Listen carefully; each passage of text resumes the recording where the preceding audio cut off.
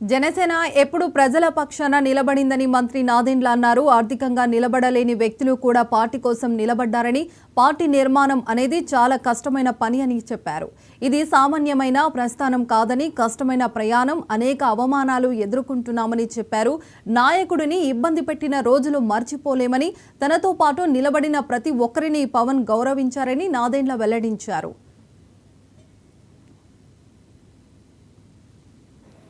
మన జన సైనికుల్లో కూడా ఒక భావన రావాలి.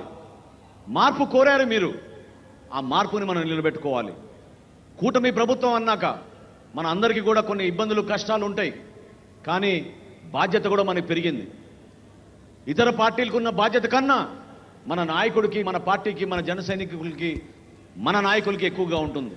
ఎందుకంటే ప్రతిపక్ష ఓటు చీలనివ్వను అని ఇప్పటంలో ఆయన ఆ రోజు ప్రతిజ్ఞ చేశారు.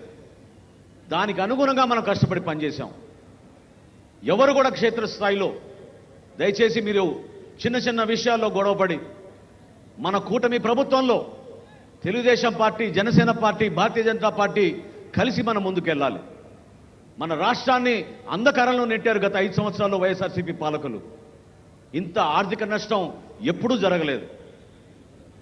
కష్టకాలంలో ఉన్నాం, మీరు తోడుగా నిలబడండి. ప్రతి జిల్లాలో కూడా ఈ రోజున మన శాసనసభ్యులు ఉన్నారు, మన పార్లమెంట్ సభ్యులు ఉన్నారు మీకోసం. మా అందరికన్నా పవన్ కళ్యాణ్ గారి నాయకత్వం ఉంది.